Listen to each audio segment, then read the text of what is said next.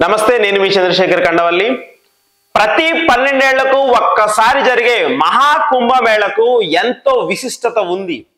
ప్రతి ఒక్కరూ తమ జీవిత కాలంలో ఒక్కసారైనా కుంభమేళలో స్నానమాచరించాలని హిందూ ధర్మం చెబుతుంది. ఇంతటి ప్రాముఖ్యత ఉన్న కుంభమేళకు ఈ నెల 13న మొదలవుతుంది. వచ్చే నెల 26తో ముగుస్తుంది. ప్రయాగ్రాజ్లోని త్రివేణి సంగమంలో జరిగే ఈ మహాకుంభమేళలో తొలి స్నానం ఎవరు చేస్తారనేది ఆసక్తికరం.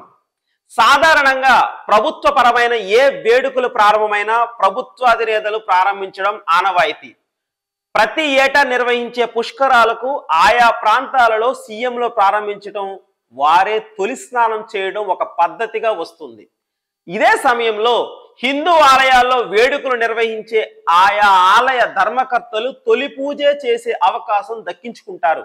కానీ కుంభమేళలో ఇలా అధికారిక పదవులు ఉన్నవారు ఎవరు తొలి స్నానం చేసేందుకు అర్హులు కారు.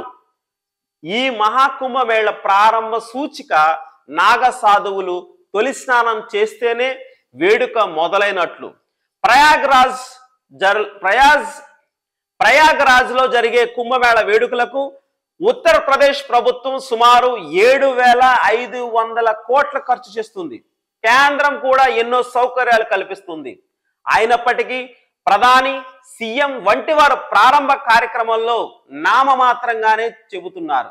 హిమాలయాల నుంచి వచ్చే నాగ సాధువులు తొలి స్నానంగా చెప్పే రాజ్య స్నానం చేస్తేనే అధికారికంగా మహాకుంభమేళ ప్రారంభమవుతుందని చెబుతున్నారు.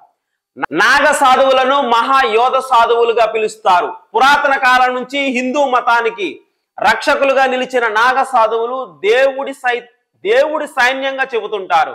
అందుకే నాగ సాధువులు స్నానమాచరించగానే మిగిలిన యాత్రికులను అనుమతిస్తారు.